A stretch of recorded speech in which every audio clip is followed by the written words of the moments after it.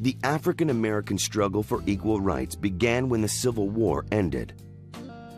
Slavery was outlawed, but in the Deep South, Jim Crow laws segregated whites and African Americans.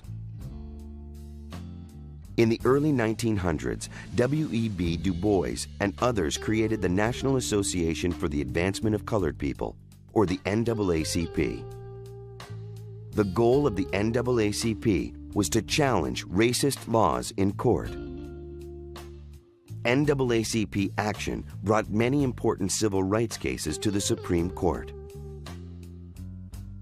In 1951, African-American Oliver Brown sued his local school board because his daughter was forced to travel a great distance to attend an African-American school, when a white school stood only blocks from his house.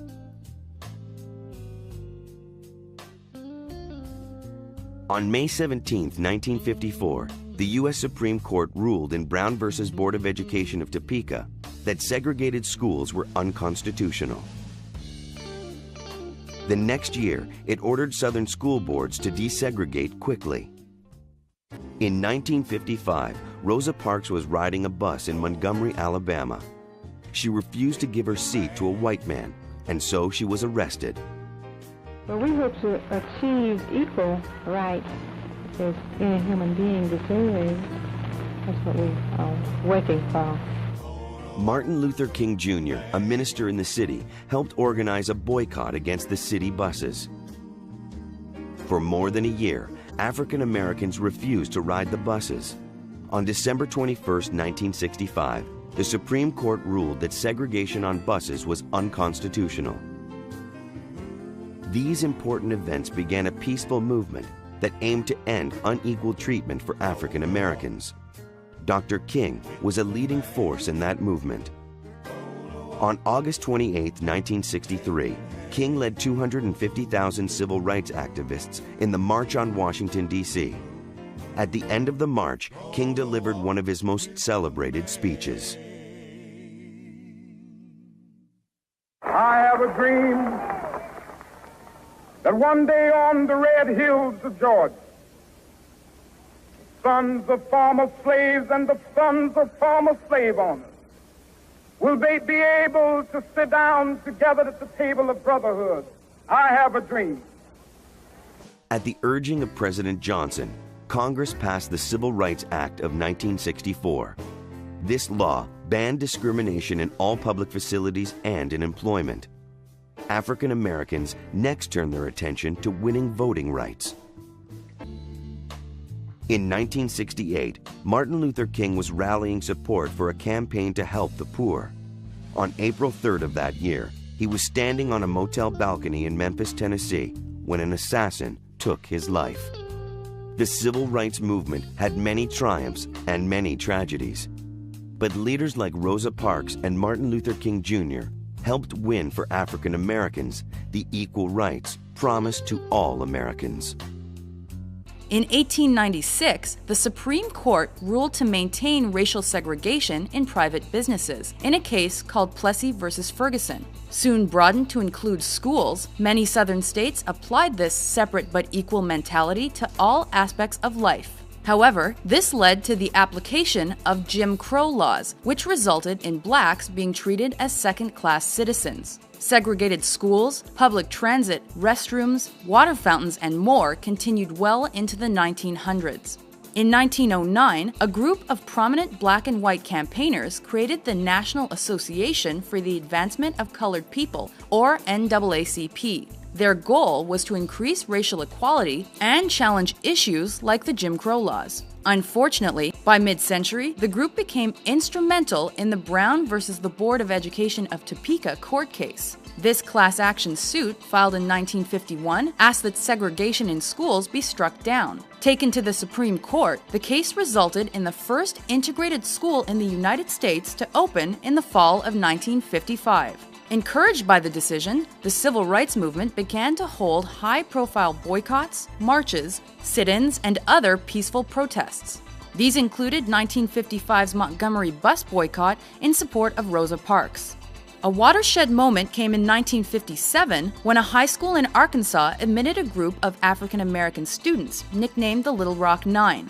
Protested by fellow students, the governor, and even the state's National Guard, President Dwight Eisenhower eventually intervened to ensure the students' safe passage. By 1962, universities also began integrating, though black students were still met with protests and violence. The Southern Freedom Movement continued into the 60s, with support from newly elected President John F. Kennedy and his brother, Attorney General Robert Kennedy. The violence of the Birmingham, Alabama campaign influenced the president to fully endorse the movement.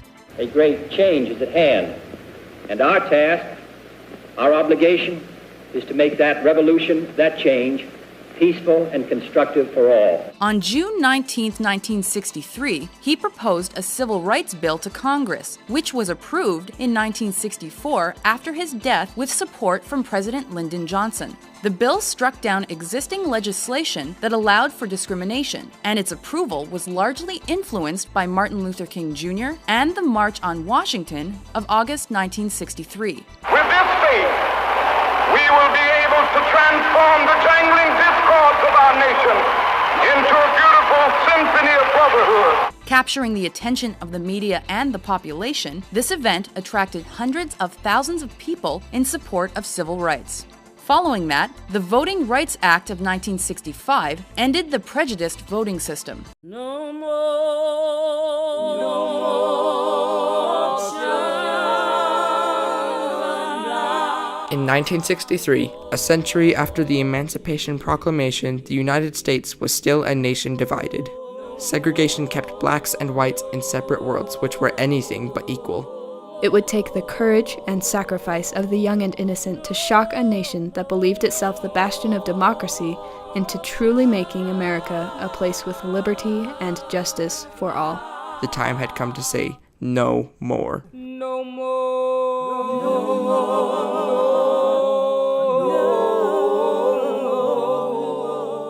In 1954, the ruling of the Supreme Court in Brown versus the Board of Education declared that separate was inherently unequal and that integration ought to proceed with all deliberate speed. Not everyone agreed. And I say segregation now, segregation tomorrow, and segregation forever. In Birmingham, Alabama, desegregation was a dangerous business, no matter what the courts said. With more than 20 unsolved bombings between 1957 and 1963 and KKK associates in positions of power, Birmingham was a stronghold of racial oppression and intimidation. After his setback in Albany, Georgia, Martin Luther King arrived in Birmingham on April 3, 1963, for a make-or-break battle of the dying civil rights movement. Once again, students came by the thousands.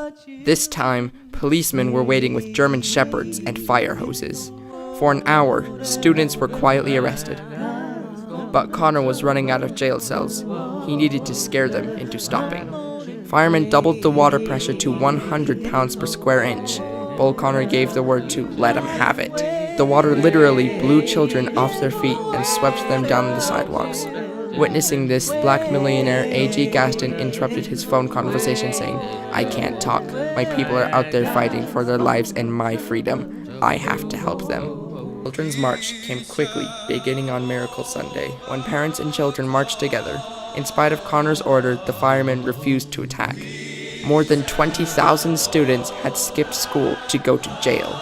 By May 10th, the businesses of Birmingham had had enough and agreed to desegregate. As children returned to school, however, they were informed that they had been expelled. The school board's decision was appealed all the way to the district court in Atlanta before it was overturned and the students were readmitted. On May 17th, Life magazine published an 11-page spread of Charles Moore's photos of the Children's March. More than half the country read it. In 186 cities across the country, people marched in support of the youth of Birmingham. In the White House, the photos sickened President Kennedy, who, bolstered by the courage of the children, at last called for change. The events in Birmingham and elsewhere have so increased the cry for equality that I shall ask the Congress of the United States to act to the proposition that race has no place in American life or law. On July 23rd, Birmingham repealed its segregation ordinances, and in August, the March on Washington showed the movement was national. The tide of support for civil rights swelled, flowing into Washington and pushing the passage of the Civil Rights Act of 1964, which outlawed segregation. The next year, the Voting Rights Act of 1965 resecured rights that had been part of law but not part of life for a century.